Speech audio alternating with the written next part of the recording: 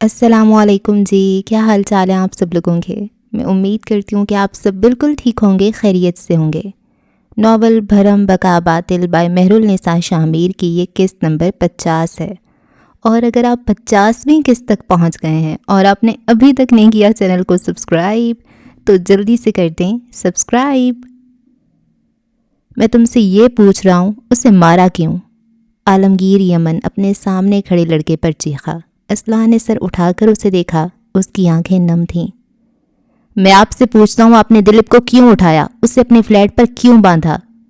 میں تمہیں بچا رہا ہوں۔ اس نے اسلان کا گریبان پکڑ کر اسے دیوار سے لگایا، آنکھیں لہو چھلکا رہی تھیں۔ مجھے میرا جواب دو اسلان۔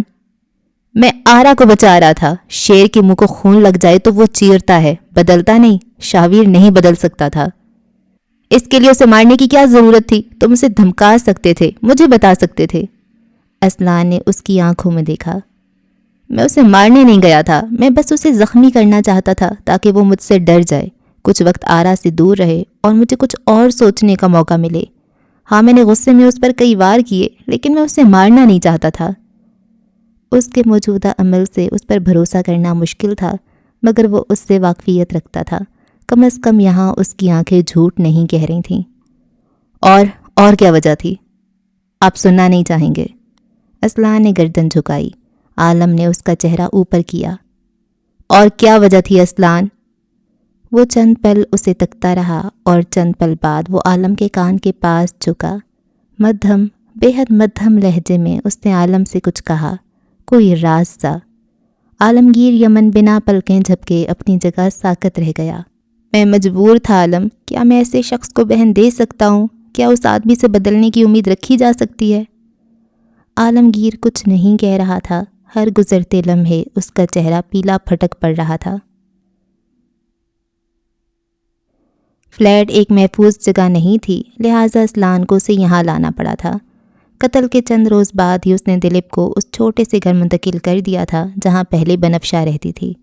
اسی محلے میں عالم کی پہچان کا ایک آدمی تھا جو اسلان کی غیر موجودگی میں دلیپ کو دیکھ آتا تھا۔ اسے لگا تھا یہ جگہ محفوظ ہوگی، مگر اب وہ یہاں بھی محفوظ نہیں تھا۔ جہاں ایک چچا اسے بچا رہا تھا، وہیں دوسرا چچا اس کے پیچھے تھا۔ قاتل تو وہ تھا، یہ اعتراف وہ خود بھی کرتا تھا۔ سہراب اگر اس کے متعلق خدشات کا شکار ہو رہا تھا تو اس میں غلط کچھ نہیں تھا۔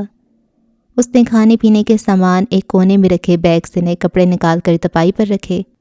آج میں نہیں پہناؤں گا، نہ ہی تمہیں کچھ کھلاؤں گا، اور نہ ہی تمہیں تمہاری بیوی کے معمولات کی اطلاعات دوں گا۔ آگے بڑھ کر اس کے منہ سے ٹیپ ہٹائی۔ ٹیپ ہٹتے ہی وہ اسے گالیاں دینے لگا۔ ایک بار یہاں سے نکل جاؤں، میں تمہیں زندہ نہیں چھوڑوں گا۔ گالیاں دیتے دیتے وہ ہانپ گیا تو کونے میں سکڑ سمٹ کر بیٹھ گیا۔ اس سے بھوک لگی تھی، اشتہا انگیز خوشبوؤں نے اس کے معدے میں چوہے دوڑا دیے تھے۔ اسلان اس کے سامنے دیوار سے ٹیک لگا کر بیٹھا، سر گھٹنوں پر ٹکا دیا، چہرہ ترچھا کر کے اسے دیکھا۔ وہ نیم اندھیرے میں تھا۔ دلیپ کھانا دیکھ جلدی جلدی کھانے لگا تھا۔ اسلان اسے دیکھ گیا۔ یاسیت تھی، غم تھا، کیا کیا تھا اس کی آنکھوں میں۔ کیا تم مجھے کبھی معاف کرو گے دلیپ؟ مر کر بھی نہیں، دلیپ نے نفرت سے کہا۔ کیوں دلیپ؟ میں نے اتنے ماہ تمہارا خیال رکھا، تمہیں کھلایا پلایا، تمہیں ایک دن بھی میلے لباس میں سونے نہیں دیا، تمہیں اپنا خدا یاد آتا تھا، میں نے تمہیں وہ بھی لا دیا۔ اس نے ایک طرف رکھی چند تصاویر کی طرف اشارہ کیا۔ دلیپ کا بھگوان، اس کے مطابق اس کا خدا۔ میں تمہارے گھر والوں کا بھی دھیان رکھتا ہوں، انہیں راشن دیتا ہوں، امید دیتا ہوں کہ تم جلد آؤ گے، اور تم ہو کہ مجھ سے راضی نہیں ہو رہے۔ تم اتنے خود غرض کیوں ہو رہے ہو؟ اس کی آواز ہلکی، مضطرب اور بے بس تھی۔ تم نے مجھ سے میری آزادی چھینی ہے، میں وہ کرتا جو میرا دل چاہتا۔ تم نے مجھ پر چیزیں مسلط کی ہیں، اور میرا اور میرے خاندان کا خیال رکھنا کوئی نیکی نہیں ہے۔ یہ سب تم اپنے لیے کرتے ہو۔ نیند نہیں آتی نا تمہیں؟ کسی سے اس کے فیصلوں کی آزادی چھیننے والوں کو نیند کیسے آئے گی؟ پہلے وہ فلیٹ اور اب یہ ڈربا۔ میرا کیا قصور ہے کہ میں تمہارے گناہوں کی سزا کاٹوں؟ قتل تم نے کیا، بدلہ تمہارا تھا، دنیا کے سامنے تم خود نیک بن گئے، اور اگر کسی کو گمنامی اور سزا ملی تو وہ میں کیوں؟ وہ بے پھر کر غیظ و غضب سے کہہ رہا تھا۔ اسلان کو اس کے ہر لفظ میں اپنا آپ نظر آیا۔ یہی تو کیا تھا شاہویر نے اس کے ساتھ۔ یہی تکلیف تو اس کی بھی تھی، اسے بھی قید کیا گیا، کسی نے اپنے گناہ چھپانے کو اسے رسن میں باندھ دیا، اپنے سیاہ سفید کرنے کو اس کے چہرے پر کالک مل دی۔ وہ اس جیسا کب ہوا؟ میں کیا کرتا دلیپ؟ کیا میرے پاس کوئی اور راستہ تھا؟ یہ میرا مسئلہ نہیں تھا، قاتل تم ہو، تمہیں اپنے لیے جائے فرار ڈھونڈنی چاہیے تھی۔ تم باہر نکل کر سب کو سب بتا دیتے، میں تباہ ہو سکتا تھا۔ اس نے جواز پیش کیا۔ تو دلیپ نے بردن اٹھا کر زمین پر دے مارے۔ تو کیا؟ قاتل ہو تم تباہ ہو، برباد ہو، مارے جاؤ، یا پھر تمہارے ساتھ کچھ اور ہو۔ یہ میرا درد سر نہیں تھا۔ تم اپنے ظلم کی صفائی نہیں دے سکتے۔ تمہارے چچا نے تمہیں ایک راستہ دیا اور تم نے اسے قبول کر لیا۔ وہ اپنے حواسوں میں نہیں لگتا تھا۔ تم سب جانتے ہو میں نہیں کرنا چاہتا تھا، میں آج بھی اس فیصلے کے خلاف ہوں۔ تمہیں پتہ ہے اس رات میں نے تمہاری اور باس کی باتیں سن لی تھیں۔ قتل سے پہلے تم نے ان سے جو کچھ کہا میں نے سنا تھا۔ تم مظلوم تھے، مجھے ترس بھی آیا، لیکن اب تم بھی وہی ہو، شاہویر جیسے ظالم، خبیث اور بےغیرت۔ نفرت کرتا ہوں میں تم سے۔ اتنے ماہ کی قید اور صعوبتوں میں وہ خوف پیچھے چھوڑ آیا تھا۔ اسلان چند لمحے اسے دیکھتا رہا، یہاں تک کہ اسے پلکیں جھپکنی پڑیں۔ کئی لمحے بعد اس نے خود کو اپنی جگہ سے اٹھتے ہوئے پایا۔ کوئی فیصلہ تھا جو ہو گیا تھا۔ میں تمہیں آزاد کر رہا ہوں دلیپ۔ اس نے چابی لگا کر بیڑی کا قفل توڑا۔ دلیپ دم سادھے، بے دم اور متحیر سا اسے دیکھے گیا۔ چاچو چاہتے تھے میں تمہیں کہیں اور لے جاؤں، لیکن اب بس دلیپ، اب بس۔ میں تم پر، تمہارے خاندان پر مزید ظالم نہیں ہو سکتا۔ تم چاہو تو جا کر پولیس کو بتا دو، چاہو تو میرے خلاف پرچہ کٹواؤ۔ گناہوں کی سزا ہوتی ہے اور میں ہر سزا بھگتنے کو تیار ہوں۔ تم درست ہو، میں وہی بن رہا ہوں جس سے مجھے نفرت تھی۔ میں شاہویر نہیں، میں ظالم نہیں، اسکار نے مجھے یہ نہیں سکھایا۔ اس نے دلیپ کی کلائیاں، پیر دونوں آزاد کیے۔ وہ بے یقینی سے خود کو دیکھ رہا تھا۔ اتنے ماہ بعد کیا واقعی آزاد؟ تم آزاد ہو۔ وہ اسی طرح سر دیوار سے جوڑ کر بیٹھ گیا اور دلیپ واقعی آزاد تھا۔ وہ اٹھا اور جھپٹ کر لکڑی کا ٹکڑا اٹھایا۔ اسے لگا تھا اسلان اس پر حملہ کرے گا، مگر وہ سر دیوار سے ٹکائے بس اسے دیکھ رہا تھا۔ اس کی آنکھیں خالی تھیں۔ جاؤ دلیپ، اس سے پہلے کہ میں خود غرض ہو جاؤں۔ تم اپنی آزادی لے جاؤ، مجھے میرے خساروں کے ساتھ رہنے دو۔ قاتل میں ہوں، سزائیں میرا مقدر ہیں۔ دلیپ سراسیمگی کی کیفیت میں لکڑی کا ہتھا اٹھائے پیچھے پیچھے ہو رہا تھا۔ وہ دروازے پر پہنچا جب اسلان نے اسے پکارا۔ دلیپ ٹھہر گیا، سانس روک لی۔ اسے لگا اسلان حملہ کرے گا، مگر کیا تم کبھی مجھے معاف کرنے کی کوشش کرو گے؟ دلیپ چند لمحے چوکھٹ پر کھڑا رہا۔ دروازے کے عین اوپر لگے بلب میں اس کے چہرے پر نفی کا اعلان تھا۔ اندھیرے میں اس کی سمت تکتے اسلان کی نگاہوں میں ٹمٹماتی امید۔ بہت دیر تک وہ دونوں چپ رہے۔ میں جتنے سال زندہ رہوں گا تمہیں بد دعائیں دوں گا اور تم سے نفرت کروں گا۔ امیدیں خاک ہو گئیں، دل کو دھکا سا لگا اور اس نے آنکھیں بند کر لیں۔ روح، آنکھیں، سب جلنے لگا تھا۔ دلیپ چند لمحے کھڑا کسی وار کا انتظار کرتا رہا، پھر وہ بھاگا۔ بغیر اس کی طرف دیکھے وہ بھاگا۔ دروازہ کھولا اور وہ گلی میں بھاگتا چلا گیا۔ کسی دیوار کی اوٹ میں کھڑے سہراب کا موبائل بجا۔ وہ اس طرف متوجہ ہوا اور اسی لمحے وہ اس کی نگاہ سے اوجھل ہوا۔ سہراب یمن کو وہ نظر نہیں آیا، البتہ شاہزید طلال بنگش اسے بھاگتے ہوئے دیکھ چکا تھا۔ اس کی گاڑی اب اس کے تعاقب میں تھی۔ وہ جسے کئی ماہ سے ڈھونڈ رہا تھا، بالآخر وہ شخص اسے مل گیا تھا، اس کی گناہوں کا واحد گواہ۔ عالم پیچھے ہوا، اس کا سر چکرا رہا تھا۔ وہ تھک کر زمین پر بیٹھ گیا۔ اب کیا ہوگا؟ پولیس آپ کو گرفتار کرے گی، آج یا کل یا پھر کبھی بھی۔ عالم نے ایک جھٹکے سے سر اٹھا کر اسے دیکھا۔ آخری وقت میں آپ کا اور اس کا جھگڑا ہو گیا تھا۔ میرا اور آپ کا قد ایک ہی ہے۔ واردات کے وقت آپ تقریب سے بھاگ گئے تھے اور کیا؟ آواز اس کے گلے سے غراہٹ کی مانند باہر آئی۔ اسلان نے کچھ کہا نہیں، وہ بس چپ چاپ اس کے کپڑوں کو تکتا رہا۔ عالم نے گردن جھکا کر اپنے سینے کی جانب دیکھا اور دھک سے رہ گیا۔ چند لمحے وہ ہل بھی نہ سکا۔ متغیر ہوتی رنگت کے ساتھ وہ پیچھے ہوا۔ اسلان یمن کو دیکھا اور اسے سانس لینے میں دقت ہوئی۔ جو اسے معلوم ہوا تھا اس نے عالمگیر کے دل کے بخیے ادھیڑے تھے۔ اس کا بس نہیں چل رہا تھا کہ وہ یہاں سے واپس جائے اور شاہویر بنگش کے ٹکڑے ٹکڑے کر کے کتوں کو کھلا دے۔ وہ دھیرے دھیرے نیچے بیٹھتا چلا گیا۔ اسلان یمن کو دیکھتے ہوئے اس کی آنکھیں اس کی اپنی نہ رہی تھیں۔ تم نے بتایا کیوں نہیں؟ اسلان نے زخمی نگاہیں اٹھا کر اسے دیکھا۔ کون بتاتا ہے؟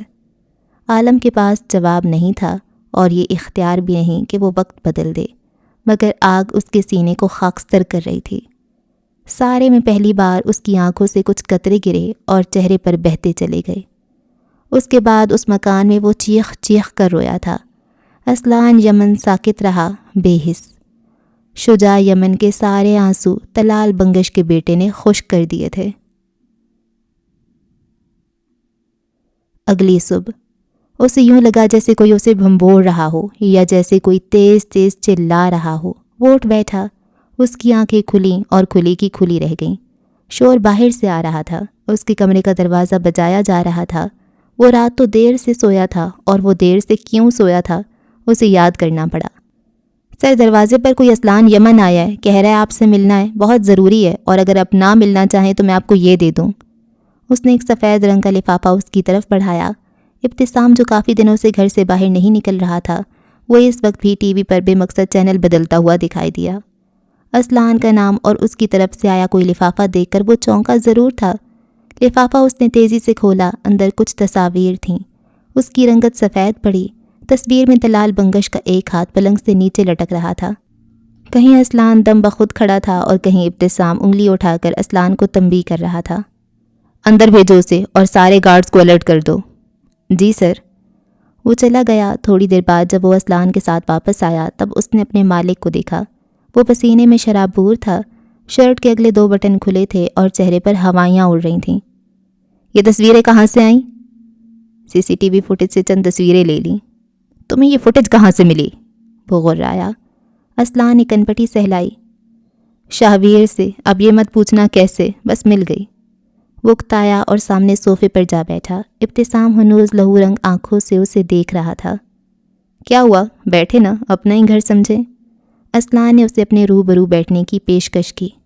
میرے گارڈز کی تعداد دیکھی ہے تم نے؟ میرے گھر کے پالتو کتے دیکھے ہیں؟ اگر تم نے مجھے دھمکانے کی کوشش کی تو تمہاری لاش یہاں سے اتنے ٹکڑوں میں جائے گی کہ تمہارا سارا خاندان مل کر بھی گنتی نہیں کر پائے گا۔ اچھا؟ ابرو اچکا کر وہ بے اثر لہجے میں پوچھ رہا تھا۔ اسے محض دھمکی مت سمجھو اسلان یمن۔ اوکے، مزے سے کہتے ہوئے اس نے ٹیک لگا لی۔ ابتسام نے جیب سے پستول نکال کر اس پر تان لی۔ کسی کو پتہ بھی نہیں چلے گا کہ تم یہاں آئے تھے۔ میں یہیں تمہیں مار کر تمہاری لاش اس محل میں گلنے سڑنے کے لیے چھوڑ دوں گا اور تم۔ بہت ہو گئی دھمکیاں، اب مدعے پر آتے ہیں۔ اسلان نے اس کی بات درمیان میں کاٹی اور انتہائی تضحیک سے کاٹی۔ آپ کیا کر سکتے ہیں، کیا کریں گے اور کیا کیا کر چکے ہیں، یہ میں نہیں جاننا چاہتا، کیونکہ میں یہ جانتا ہوں آپ وہی آدمی ہیں جس نے شاہویر کا قتل میرے سر لگانے کے لیے جی جان سے محنت کی۔ اور وہ ایک پل کو رکا۔ چھت پر لٹکتا جھومر اسے سننے کو ساکن ہوا۔ آس پاس ہر شے نے دم ساتھ لیا۔ اور آپ وہی ہیں جس نے طلال بنگش کے قتل کو طبعی موت کی شکل دینے میں اپنی بیوی کے بھائی کی مدد کی۔ آپ وہی ہیں نا؟ ابتسام خاموش رہا۔ اس کے پیروں کے نیچے سے زمین نکل رہی تھی۔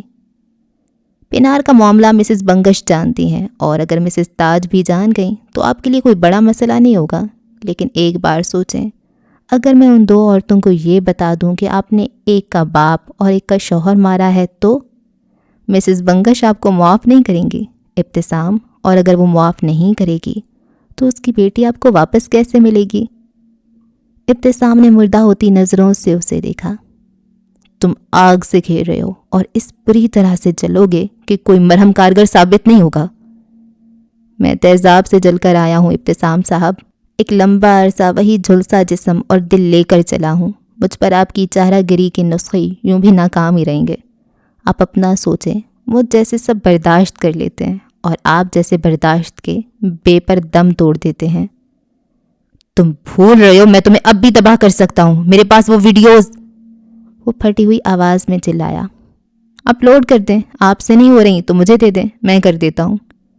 ابتسام عباس بنا پلک جھپکے اسے دیکھے گیا۔ میں وکٹم تھا، ہوں اور رہوں گا. وہ ویڈیوز یا پھر جو آپ چاہیں، کچھ بھی مجھے تباہ نہیں کر سکتی. ظالم کا ایک دن ہوتا ہے، مظلوم کا ہر دن. وہ اپنی جگہ سے اٹھ کھڑا ہوا. عدالت میں ہمارا وکیل آپ پر چند الزامات لگائے گا، خاموشی سے سن لیجئے گا. عالم باہر آ جائے گا اور اس کے کچھ عرصے بعد آپ جس طرح چاہیں ثبوتوں کے ساتھ ہیر پھیر کیجئے گا. وکلاء اور ججز تو یوں بھی آپ کی جیبوں کے مکین ہیں. اگر ایسا نہیں ہوا تو آپ جانتے ہیں میں دھمکی نہیں دیتا. جیل میں سڑتی آپ کی پیاری سانس اس بات کا واضح ثبوت ہے. مجھے خود کو ہرانے کی عادت بالکل نہیں ہے. اسلان کے جانے کے بعد وہ سویا تھا اور اب یہ شور کیسا. وہ کھڑکی کے قریب آیا، پردہ ہٹایا اور بے اختیار 2 قدم پیچھے ہوا. اسے یوں لگا جیسے آدھا لاہور اس کے گھر کے باہر کھڑا تھا.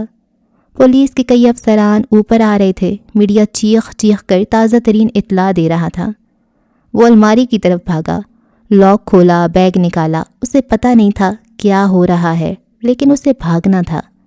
دروازہ توڑ کر کچھ لوگ داخل ہوئے. ان کی بندوقوں کے رخ ابتسام کی جانب تھے. ہاتھ اوپر، تمہاری بہتری اسی میں ہے کہ تم سرنڈر کر دو. وہ لاہور پولیس تھی. ابتسام عباس نے سراسیمگی سے بازو اوپر کیے. لیکن میں نے کیا کیا ہے؟ تمہارے فارم ہاؤس سے دلیپ شنکر کی لاش ملی ہے، آلہ قتل بھی. اور افسر ہزیان بک رہا تھا. یقیناً ایسا ہی تھا. کون دلیپ شنکر؟ ابتسام عباس، آپ کو بنگش فیملی کے باڈی گارڈ دلیپ شنکر کے قتل کے الزام میں گرفتار کیا جاتا ہے. اور اس کے ساتھ تمام آوازیں دم توڑ گئیں. وہ ٹکر ٹکر ان سب کو دیکھے گیا. عدالتی کمرے میں پنکھے کی گھر گھر جاری تھی. جج اینک کے پار سعید سادات کو سامنے کھڑے ہوتے ہوئے دیکھ رہے تھے. بنفشہ اب ہر شے سے لا تعلق تھی. جناب اعلیٰ، اس مقدمے نے میرے موکل عالمگیر یمن کو 9 ماہ تک تذلیل دی. ان پر ہراسر، قاتل ہونے کے الزامات لگے، لیکن ان 9 ماہ میں ایک چیز تھی جو بدل نہ سکی: عالمگیر یمن کی سچائی اور بے گناہی. یور آنر، یہ پولیس کی ابتدائی تفتیش، اوٹوپسی اور فورنزک کی رپورٹ ہے. اس نے چند کاغذات جج کی ریڈر کی جانب بڑھائے. جج صاحب، اوٹوپسی کے مطابق موت کا وقت رات کے 4 بجے کے قریب ہے، اور ہم CCTV میں دیکھ سکتے ہیں کہ ابتسام عباس رات کے 4 بجے ہڑبڑاہٹ کے عالم میں گھر سے نکلے ہیں. یقیناً ان کا اگلا سفر ان کا فارم ہاؤس رہا ہوگا. سر، دلیپ شنکر اس مقدمے کی اہم کڑی تھا. ایونٹ مینیجر احمد شاہ کے بیان کے مطابق ابتسام عباس نے اس روز CCTV کیمرہ گیلری سے ہٹانے کے لیے کہا، اور احمد شاہی کا بیان ہے کہ اس رات شاہویر بنگش کی تقریب میں جائے قتل سے ذرا فاصلے پر دلیپ پہرا دے رہا تھا. اور یہ گواہی صرف احمد شاہ کی نہیں بلکہ مقتول کے بھائی مدعی شہزید بنگش کی بھی ہے. جیل میں تفتیش کے دوران مقتول کی دوسری وارث مسز بنگش نے بھی اس بات کی تصدیق کی ہے کہ انہوں نے تقریب کی رات کے بعد سے دلیپ کو کہیں نہیں دیکھا. ایسے میں اس کی لاش کا ابتسام عباس کے گھر سے ملنا ایک ہی طرف اشارہ کرتا ہے. یور آنر، سعید بول رہا تھا اور اسلان کی ساکت نگاہیں دیوار پر جمی تھیں. گلٹ اور ملال کا سمندر ٹھاٹھیں مارتے ہوئے اس کے سکون کو برباد کر رہا تھا. وہ اس رات کو کیسے بھول سکتا تھا جب... ہیلو اسلان بھائی، ایک خبر ہے. 4 بجے کا سمے تھا. وہ ابتسام کے گھر سے کافی دور نکل آیا تھا جب اسے اندرون کے اس محلے سے اپنے خبرے کی کال موصول ہوئی. میں سو کر اٹھا تو مجھے گھر کا دروازہ کھول کر کوئی اندر جاتے ہوئے دکھا ہے. کچھ تو ہوا ہے، آپ آ جاؤ. کیا ہو سکتا ہے؟ اب تو وہاں دلیپ بھی نہیں. اسلان نے محض سوچا، کہا نہیں. میں پہنچ رہا ہوں، تم نظر رکھو. دوسری طرف رات کے اس پہر قریباً 45 منٹ پیچھے جاؤ تو دلیپ شنکر سڑکوں پر اندھا دھند بھاگ رہا تھا. اس کے قدم ڈگمگاہٹ کا شکار تھے. وہ پیر کہیں رکھتا اور پڑتا کہیں. چلتے چلتے وہ کسی گاڑی سے ٹکرا کر نیچے گرا. گاڑی کی رفتار سست تھی، اسے زیادہ چوٹیں نہیں آئیں. وہ سراسیمہ سا دوبارہ اٹھا. پیٹھ اور ہتھیلیاں چھل گئی تھیں. اس سے پہلے کہ وہ بھاگتا، سیاہ BMW کا دروازہ کھلا. گلی میں جلتے کسی بلب کی روشنی میں دلیپ اس گاڑی کو دیکھ سکتا تھا. یہ اس کے مالک کی گاڑی تھی. دلیپ، زید نے اسے پکارا. وہ وفادار ملازم آگے آیا، گاڑی کو ہاتھ لگا کر چھوا اور پھر اس کے آنسو روانی سے بہنے لگے. اس نے اپنے سامنے کھڑے شخص کو دیکھا اور وہ گاڑی سے لگ کر روتا چلا گیا. اس پر عجیب سی کیفیت طاری تھی. شش، بس دلیپ، کیا ہو گیا؟ رو کیوں رہے ہو؟ تم کہاں تھے؟ پتہ ہے میں نے تمہیں کتنا ڈھونڈا ہے. صاحب وہ گاڑی سے ماتھا ٹیکے بلند آواز میں تکلیف کی شدت سے گریہ کر رہا تھا. زید نے آگے بڑھ کر اسے تھاما اور گلے سے لگایا. بس میں ہوں نا، بس کر دو، سب ٹھیک ہے، میں ہوں نا. وہ مسلسل اسے پچکار رہا تھا. ادھر دیکھو، مجھے دیکھو، میں آ گیا ہوں نا. اس نے مجھے باندھ دیا تھا سر، میں آنا چاہتا تھا، میں آپ کے پاس آنا چاہتا تھا، میں سب بتانا چاہتا تھا، اس نے مجھے باندھ دیا تھا، وہ مجھے نہیں جانے دیتا تھا۔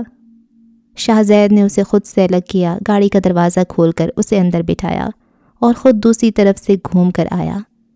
اب تم محفوظ ہو، میں ہوں تمہارے ساتھ، اس نے لرزتے ہوئے مرد کو دلاسا دیا۔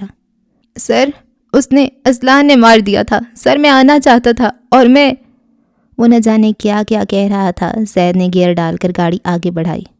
وہ بہت ظالم ہے، کیا تم مجھے وہ جگہ دکھا سکتے ہو جہاں اس نے تمہیں رکھا تھا؟ زید نے اس کی بات کاٹی۔ وہ گھبرایا۔ وہ مجھے دوبارہ قید کر لے گا سر، وہ بہت طاقتور ہے، وہ مجھے باندھ دے گا۔ زید نے پانی کی بوتل اس کی طرف بڑھائی۔ اس نے بوتل لے کر گٹاگٹ سارا پانی پی لیا۔ اب وہ اس کا کندھا تھپک رہا تھا۔ میں تمہارے ساتھ ہوں، میرے ہوتے ہوئے تمہیں کوئی نقصان نہیں پہنچا سکتا۔ ہمیں وہ جگہ دیکھنی ہوگی جہاں اس نے تمہیں قید کر کے رکھا، تاکہ ہم پولیس کو جگہ بتا سکیں۔ تمہیں کیا لگتا ہے میں اپنے بھائی کے قاتل اور تمہارے اغواکار کو بخش دوں گا؟ دلیپ اسے تشکر سے دیکھ رہا تھا۔ اس کی آنکھوں کا خوف اب قدرے کم ہو چکا تھا۔ تھوڑی دیر بعد وہ دونوں اس چھوٹے سے گھر میں داخل ہو رہے تھے۔ تالا توڑا گیا، بتیاں یوں ہی بجھائے رکھیں۔ کمرے میں کئی چیزیں پھیلی ہوئی تھیں۔ ایک کونے میں کچھ کپڑے، دوائیاں اور کولڈ ڈرنک کے خالی کین پڑے تھے۔ دوسری طرف زنجیریں اور کرسی۔ شاید اسلان یہ سامان سمیٹنے کے لیے آنے ہی والا تھا۔ یہاں پر سر، اس نے مجھے یہیں رکھا تھا۔ اس سے پہلے ایک اور جگہ تھی، لیکن کچھ دن بعد وہ مجھے یہاں لے آیا۔ کیا اس نے تمہیں مارا تھا؟ سارے میں طائرانہ نگاہ ڈالتے سنجیدگی سے سوال کیا۔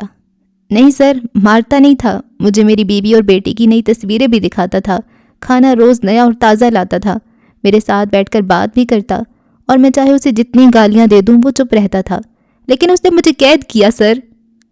اس پر خوف کی کیفیت دوبارہ طاری ہونے لگی۔ زید اس کے قریب آ کر رکا، اس کے کندھے پر ہاتھ رکھا۔ وہ کانپ رہا تھا۔ یہ جگہ اب اسے خوابوں میں بھی خوف زدہ رکھنے والی تھی۔ اس رات کیا کیا ہوا تھا دلیپ؟ مجھے یاد کر کے بتاؤ۔ دلیپ نے اچنبے سے اسے دیکھا۔ آپ تو وہیں تھے نا سر؟ ہاں، لیکن میں تم سے سننا چاہتا ہوں، مجھے بتاؤ دلیپ، اس روز وہاں کیا کیا ہوا تھا؟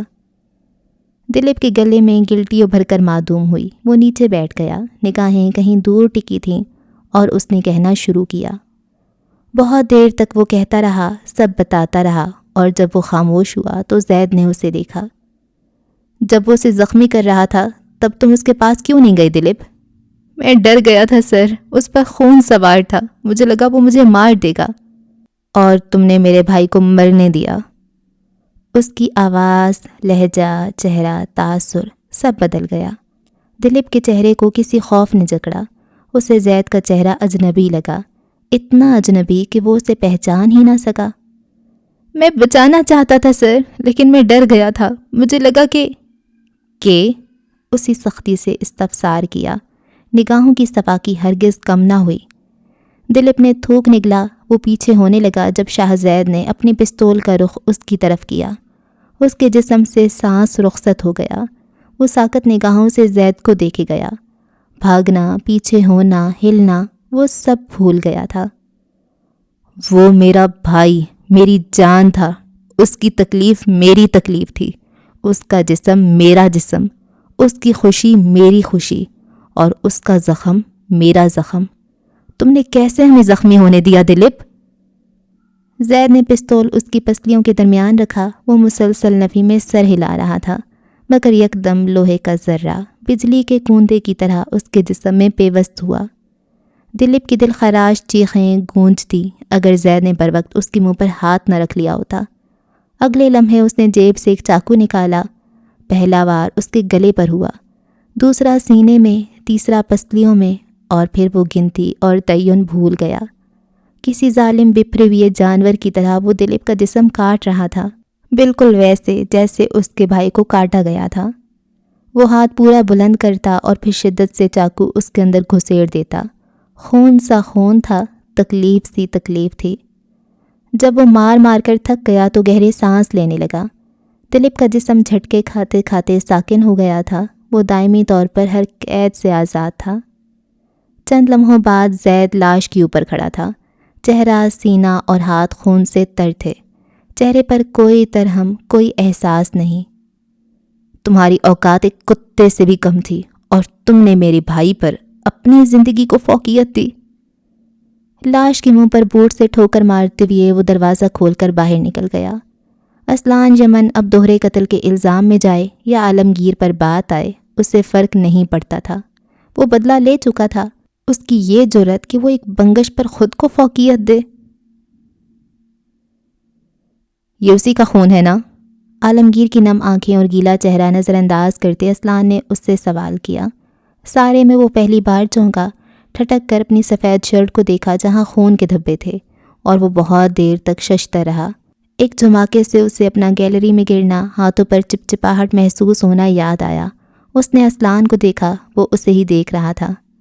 میں گیلری سے آیا تھا اور میں گرا تھا اور اس نے متحیر نگاہیں اٹھا کر اسلان کو دیکھا، دھیرے دھیرے سرنفی میں ہلایا۔ میں ایک بار پھر جیل نہیں جا سکتا، ناٹ اگین، میں نے کچھ نہیں کیا۔ میں قبول کر لوں گا، اسلان نے آہستگی سے کہا۔ نہیں، تم نہیں کر سکتے، تمہاری زندگی خراب ہو جائے گی۔ وہ فوراً اس کے خیال کی نفی کر گیا۔ یہ آپ کی اور میرے اختیار میں نہیں ہے، لیکن میں آپ کو بچا سکتا ہوں، اور آپ مجھے، اگر ہم دونوں ایک ساتھ کام کریں۔ میں کارپوریٹ ہوں، کوئی کرمنل نہیں، میں کسی کا قتل کور اپ نہیں کر سکتا۔ تو میں، اسلان بغیر کسی تردد کے بولا، آپ بتا دینا پولیس کو یا پھر میں سرنڈر کر دوں گا۔ ہم دونوں میں سے کوئی ایک بچ سکتا ہے۔ CCTV میں آپ بھاگتے ہوئے نظر آئے ہوں گے، آپ کے لباس پر خون ہے، پہلا شک آپ پر آئے گا، اور آپ میری وجہ سے کچھ بھی جھیلو، یہ میں نہیں ہونے دوں گا۔ آپ میرا نام لے لینا۔ عالمگیر نے اسے دیکھا۔ اسلان براہ راست اس کی آنکھوں میں دیکھ رہا تھا۔ وہ اٹھا، اسلان کے قریب رکا۔ تمہیں میں اتنا خود غرض لگتا ہوں؟ اسلان نے گردن جھکا دی۔ آپ سے گلہ نہیں ہے، اپنی تباہی بہت قریب نظر آ رہی ہے مجھے۔ جو بھی ہوا، اب کم از کم وہ میری بہن کے قریب نہیں آ سکے گا۔ کوئی پچھتاوا نہیں ہے مجھے، جو کیا صحیح کیا۔ آپ چاہو تو میرا نام لے لو۔ عالمگیر نیچے بیٹھ گیا، اسلان کو اپنے ساتھ بیٹھنے کا اشارہ کیا۔ ہم دونوں کو یہ سروائیو کرنا ہے، لال یمن کے مردوں پر اب کوئی قید لاگو نہیں ہوگی۔ اسلان نے خالی خالی نگاہیں اٹھا کر اسے دیکھا۔ مت بچائیں مجھے، تم بچاؤ گے، ہم دونوں کو بچاؤ گے تم۔ اسلان خاموش رہا، کچھ نہیں بولا۔ پلان کیا ہے؟ آپ شیور ہو؟ 200%، مجھے کچھ نہیں ہوگا۔ اگر الزام مجھ پر آیا تو تمہارے پاس کیا پلان ہے؟ اسلان نے آنکھیں رگڑیں، لمبی سانس ہوا میں خارج کی۔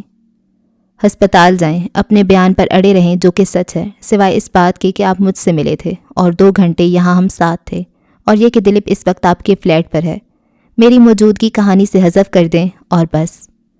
عالم نے سر ہلایا۔ 2 سے 2.5 گھنٹے گزر چکے تھے۔ عالم کو یہاں سے نکلنا تھا۔ عبیر اس کی ملازمہ اور صبیحہ کے ساتھ ہسپتال میں تھی، اسے وہاں پہنچنا تھا۔ کیا میں آج گرفتار ہوں گا؟ اس کے لہجے میں اندیشے تھے۔ کچھ کہا نہیں جا سکتا، ہر شک آپ تک آتا ہے، ہر ثبوت کو الگ سمت دینے کی میں کوشش کروں گا، لیکن جب پانی سر سے گزر جائے آپ میرا نام لے لینا۔ یہ تنبیہ تھی، اجازت تھی۔ تمکنت آپ کا نام لے سکتی ہے، اور اگر اس نے لیا تو وہ جھوٹے گواہ بھی پیش کرے گی۔ ہم اس صدی کے سب سے بڑے میس میں پھنس سکتے ہیں۔ عالم چند لمحے ٹھہر کر اسے تکتا رہا۔ اور اگر اس نے میرا نام لے لیا تو؟ میں آپ کو باہر نکال لوں گا، میرا یقین کریں۔ عالم نے اس کا ہاتھ تھپ تھپایا۔ کسی کا گناہ اپنے سر لینا، کسی کی قید اپنی سمت موڑ لینا، یہ ہمت اور حوصلے کے فیصلے تھے۔ اسے کرتے ہوئے دل نہیں، جگر چاہیے تھا۔ اس نے اسلان کے بازو پر اپنا ہاتھ رکھا۔ آپ اسکار کو نہیں بتاؤ گے؟ وہ میرا، جس دن آپ نے اسے بتایا اس دن آپ کا اور میرا تعلق ختم۔ تم اس سے بدظن ہو رہے ہو اسلان۔ عالم کو افسوس ہوا۔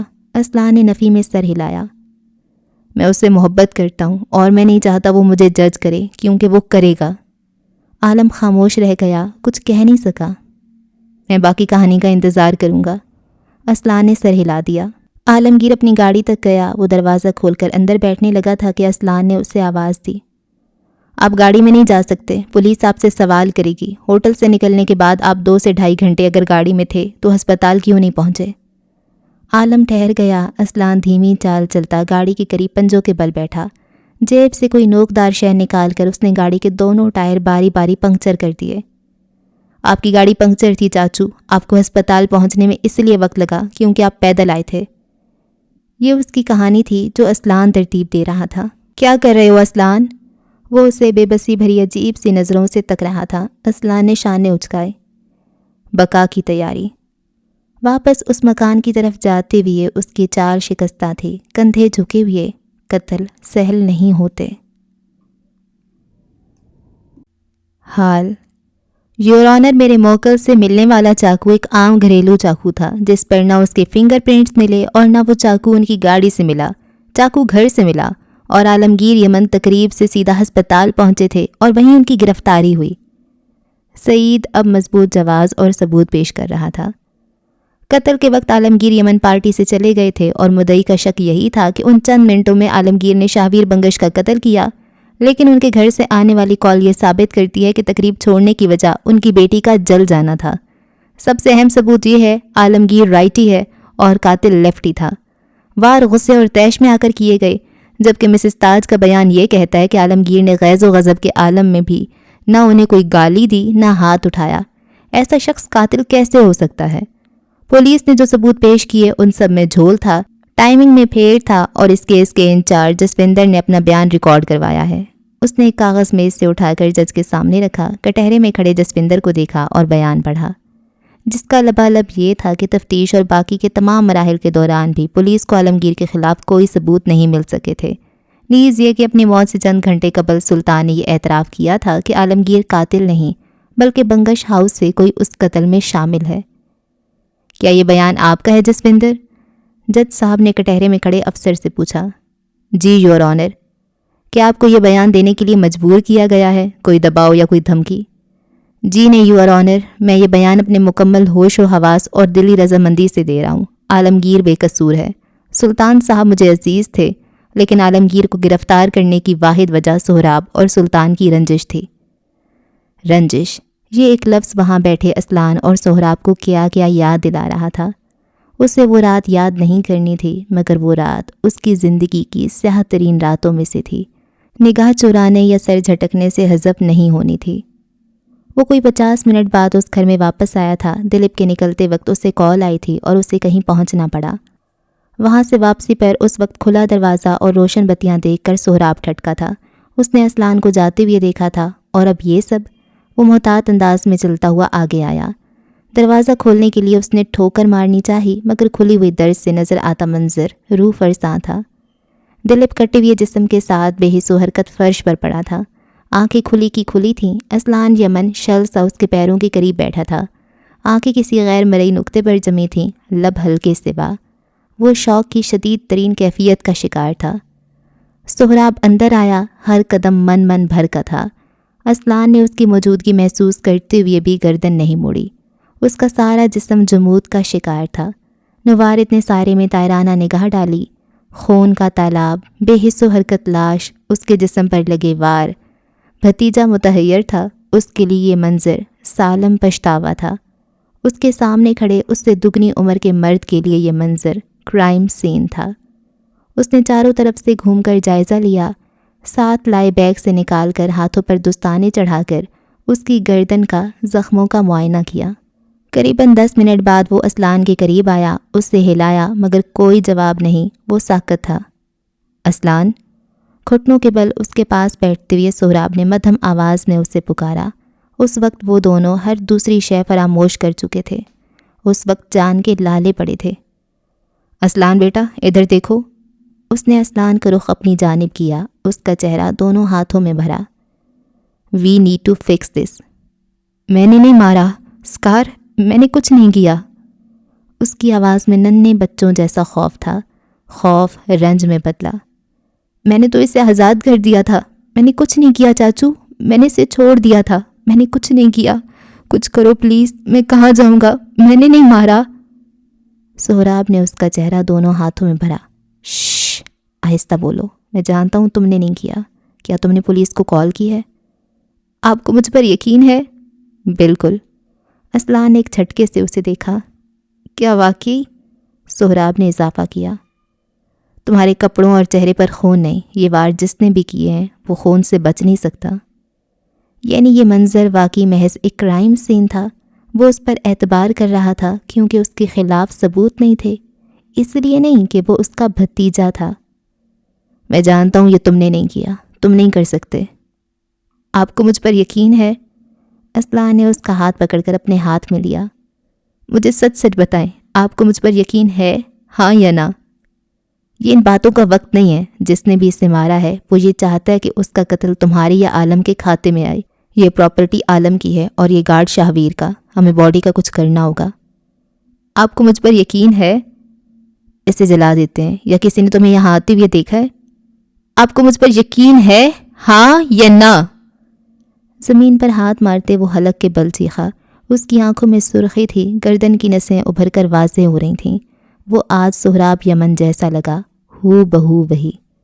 سہراب نے لب بھینچ لیے، دونوں ایک جیسی گہری بھوری آنکھوں سے ایک ہی جیسی تپش لیے ایک دوسرے کو تک رہے تھے۔ دلیپ کی لاش جیسے کہیں کھو گئی ہو۔ نہیں، اس نے یک لفظی جواب دیا۔ اسلان سارے کا سارا ٹھنڈا پڑ گیا، آنکھوں میں جلتا لاوا بجھ گیا۔ کچھ رہ گیا تو سکوت۔ میں تم سے محبت کرتا ہوں، یہ میرے بس میں نہیں ہے، لیکن تم نے مجھے مسخ کر دیا ہے، میرا بھروسہ بھی اور میرا دل بھی۔ میں تم پر یقین نہیں کرتا، لیکن یہ قتل تم نے نہیں کیا، اس لیے میں تمہیں اس میں ٹریپ نہیں ہونے دے سکتا، تم چاہو تب بھی نہیں۔ اسلان نے دونوں ہاتھوں سے چہرہ صاف کیا، آنکھیں رگڑیں۔ وہ بھی کسی ابہام میں جی رہا تھا۔ سامنے کھڑا شخص ایک بے داغ ماضی اور روشن مستقبل رکھنے والا افسر تھا، اور وہ خود کیا تھا؟ ایک قاتل، اغواکار، بلیک میلر اور کیا کیا۔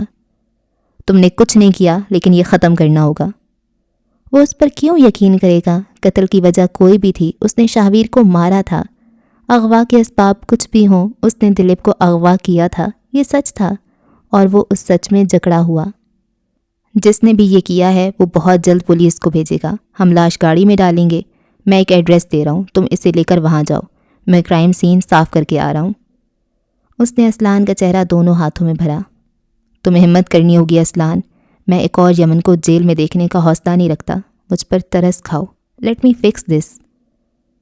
وہ اٹھا، گیلی سانس اندر کھینچی، آنکھیں جو بار بار بھر رہی تھیں انہیں ایک بار پھر ہتھیلی کی پشت سے صاف کیا۔ اب کہ اس نے سہراب کی آنکھوں میں دیکھا تو وہاں سمیٹ لیے جانے کی امید نہیں تھی، وہاں اس کے گلے لگ کر رونے کی چاہت بھی نہیں تھی۔